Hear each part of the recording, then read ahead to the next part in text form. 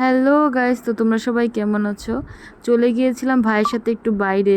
এসেই দেখি যে যেখানে লিখেছে ময়লা ফেলবেন না, ওইখানে ময়লা ফেলে রেখেছে। এটা দেখে আমার অনেক হাসি আসছিল।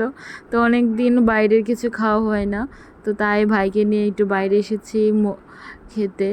তো প্রথমে আমরা বয়েলড মোমো যেটা সেটা অর্ডার করি।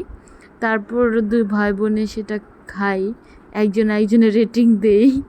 তারপরে ফ্রাই মোমোস ট্রাই করি আমরা। তো সেটাই আমি একটু ট্রাই করি আগে। তো অনেক গরম ছিল, ফ্রেশ ছিল, আমরা গিয়েছি পরই আমাদেরকে বানিয়ে দিছে। তো আমার কাছে খেয়ে ভালোই লাগছে। তো সন্ধ্যার দিকে এখানে অনেক রকমের স্ন্যাক্স নিয়ে বসে।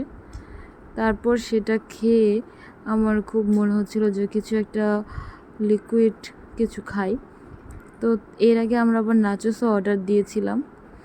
তো আমরা একজনের সাথে মজা করছিলাম। তারপর একটা স্মুথি কিনে নেই। তো রাতে ডিনারের পর এই মুভিটা দেখতে দেখতে শুয়ে পড়ি। বাই।